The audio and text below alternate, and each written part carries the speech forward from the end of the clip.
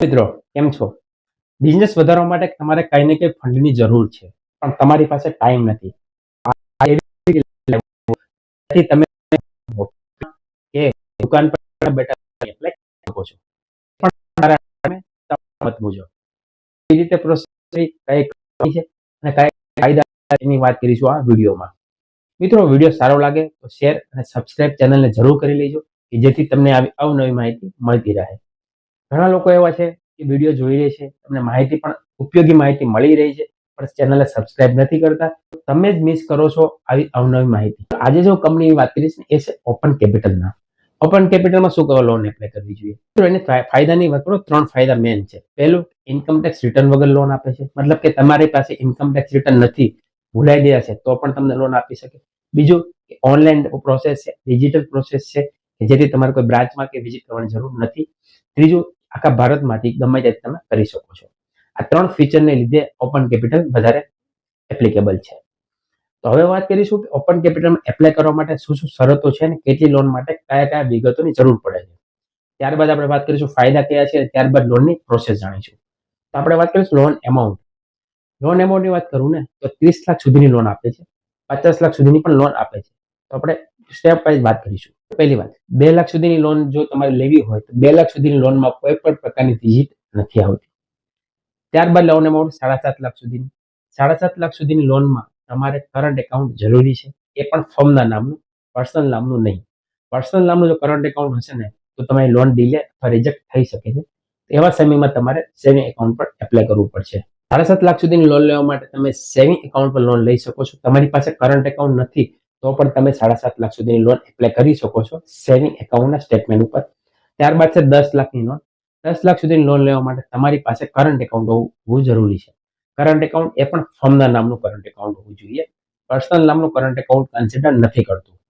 ત્યારબાદ આવતો 30 લાખ સુધીની લોન.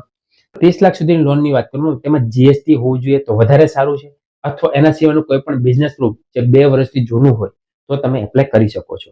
અને 50 લાખ સુધીની લોન એવા સમયમાં આપે છે કે બહુ સારું બેન્કિંગ હોય, ટર્નઓવર સારું હોય, ઓડિટ ફોર્મ હોય. એવા સમયમાં તમે જીએસટી 3B રિટર્ન ભરેલું હોય તેના બેઝિસ ઉપર પણ તમને 50 લાખ સુધીની લોન આપી શકે છે. એવા કેસીસ બહુ ઓછા હોય છે. તો જનરલ 30 લાખ સુધીની લોન મળી પાત્ર છે. હવે વાત કરીશું ડોક્યુમેન્ટ પ્રૂફમાં. ડોક્યુમેન્ટ પ્રૂફમાં શું શું જોઈએ? બિઝનેસ પ્રૂફ એટલે શું? બિઝનેસ પ્રૂફ કે તમે જે બિઝનેસ કરો છો એનું પ્રૂફ. જેમ કે તમારું આઈડેન્ટિટી છે, તમારું પાન કાર્ડ અને આધાર કાર્ડ, એવી રીતે બિઝનેસનું પણ આઈડેન્ટિટી હોવું જોઈએ. મિત્રો, અહીંયા 2 પ્રૂફ કમ્પલસરી છે. એક ઉદ્યોગ આધાર તરીકે ઓળખવામાં આવે છે, જે બધા જ બિઝનેસ માટે જરૂરી છે. બિઝનેસ તમારો નાનો હોય, લારી હોય, દુકાન હોય કે મોટો બિઝનેસ હોય, ઉદ્યોગ આધાર કમ્પલસરી છે. ઉદ્યમ સર્ટિફિકેટ તરીકે પણ ઓળખવામાં આવે છે. જેમ તમારી પાસે તમારું આધાર કાર્ડ જરૂરી છે, એ ઉંમર 5 વર્ષની હોય તો ભલે, 15 વર્ષની હોય તો ભલે, 50 વર્ષની હોત તો પણ. તેવી જ રીતે કોઈ પણ બિઝનેસ માટે ઉદ્યમ જરૂરી છે. એક ઓછી કિંમતમાં અને ફ્રીમાં પણ બનાવી શકો છો તમે. ત્યારબાદ એના સિવાય એક બિઝનેસનું બીજું અગત્યનું છે, જેમાં જીએસટી આવે, ટ્રેડ લાયસન્સ, ગુમાસ્તા ધારા આવે, ફૂડ લાયસન્સ આવે, એફએસએસઆઈ તરીકે ઓળખવામાં આવે છે, એફડીઆઈ આવે, ફૂડ ડ્રગ્સ એસોસિએશન લાયસન્સ. એના સિવાયનો ઇમ્પોર્ટ એક્સપોર્ટ કોડ આવે, જે એક્સપોર્ટના કોડ આવે છે તે. એના સિવાયનું વાત કરું તો એસએસઆઈ છે, અથવા તમારા બિઝનેસ ધંધાને લગતું કોઈ પણ ગવર્મેન્ટ પ્રૂફ જે ઓનલાઈન વેરીફાઈ થતું હોય ડિજિટલી, તેવી કોઈ પણ પ્રૂફ ચાલી શકે છે. આમાંથી કોઈ પણ એક પ્રૂફ હોવું જરૂરી છે. આ હતી ડોક્યુમેન્ટ પ્રૂફની વાત કે જે બિઝનેસ પ્રૂફ હોવું જરૂરી છે. Income tax return business proof તરીકે કન્સિડર નથી કરતા. બરાબર છે. તો આ હતી બિઝનેસ પ્રૂફની વાત. આમાંથી કોઈ પણ તમારી પાસે એક અને એક ઉદ્યમ, આ 2 વસ્તુ જરૂરી છે. હવે વાત કરીશું કે આપણે ઇન્ડસ્ટ્રી કઈ કઈ આપી શકે, મતલબ કે તમે કઈ બિઝનેસમાં છો તમે લોન લઈ શકો. મિત્રો, આમાં જનરલી વાત કરું ને તો કોઈ પણ બિઝનેસ હોય તમે લઈ શકો. રિટેલ બિઝનેસ હોય, હોલસેલર હોય, ટ્રેડર્સ હોય, મેન્યુફેક્ચર હોય, ટ્રાન્સપોર્ટ હોય, ફાર્માસ્યુટિકલ, કોઈ પણ તમે બિઝનેસ કરો છો તો તમે લઈ શકો છો. કેમ કે આ તમને બિઝનેસ વધારવા માટે તમને ફંડ આપે છે. મિત્રો, ઇમ્પોર્ટન્ટ ટિપ્સ. કરંટ એકાઉન્ટ જ્યારે અપલોડ કરો છો તે કરંટ એકાઉન્ટ ફર્મના નામનું જ હોવું જોઈએ. પર્સનલ નામનું કરંટ એકાઉન્ટ છે તો કેસ રિજેક્ટ થઈ શકે છે. કરંટ એકાઉન્ટ પર્સનલ નામનું હોય ને તો તેની જગ્યાએ તમારે સેવિંગ એકાઉન્ટ અપલોડ કરીને જ કમ્પ્લીટ આગળ પ્રોસેસ કરવાની રહેશે. મિત્રો, 7.5 લાખ સુધીની લોનમાં સેવિંગ એકાઉન્ટ પર લઈ શકો છો, પણ 7.5 લાખ ઉપરની જો તમારે લોન લેવી હોય તો તમારી પાસે કરંટ એકાઉન્ટ ફર્મના નામનું હોવું જરૂરી છે. બીજું કે 10 લાખ ઉપરની જો લોન તમારે એક્સેપ્ટ કરો છો અને એપ્લાય કરો છો તો એવા સમયમાં તમારી પાસે ઓનરશિપ પ્રૂફ હોવું જરૂરી છે. ઓનરશિપ પ્રૂફ મતલબ કે તમારા નામની પ્રોપર્ટી હોવી જોઈએ, ભલે તે ભાડે આપેલી હોય કે ત્યાં રહેતા હોય. જેમ કે એમાં પ્રૂફ તરીકે તમે ઇલેક્ટ્રિસિટી બિલ આપી શકો છો, તમારા નામ પર, મિસિસના નામ પર અથવા ફાધર મધરના નામ પર ચાલી શકે છે. તો આ હતી જનરલ વાત. ઓપન કેપિટલમાં લોન એપ્લાય કરવા માટે ફાયદા વાત કરું તો કોલેટર ફ્રી લોન છે, ક્વિક એપ્રુવલ આપે છે અને ડિસબર્સમેન્ટ પ્રોસેસ પણ ફાસ્ટ છે. તો પ્રોસેસ કરવા માટેની જે વાત કરી, લિંક ડિસ્ક્રિપ્શનમાં આપેલી છે, એના પર ક્લિક કરીને તમે આગળની પ્રોસેસ કરી શકો છો.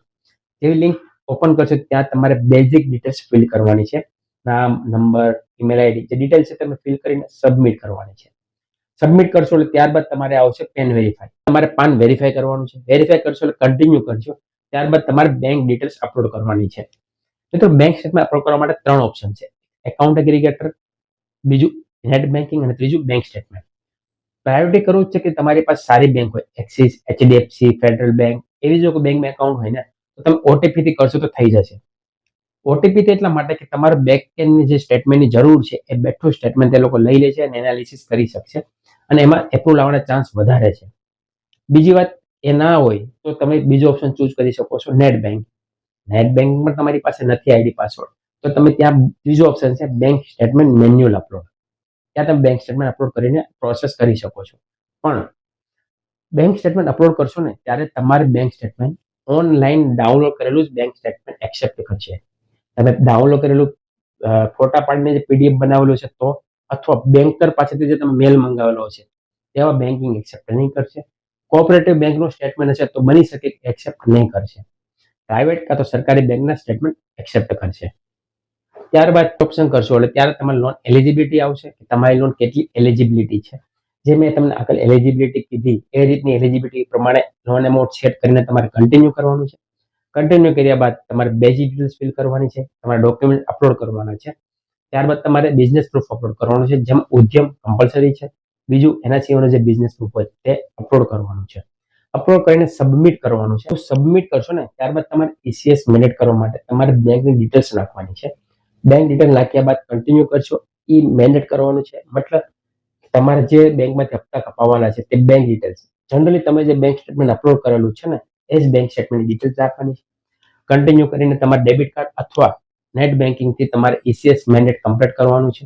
કર્યા બાદ સબમિટ કરી દેશો એટલે તમારો કેસ જશે અંડર રિવ્યુમાં.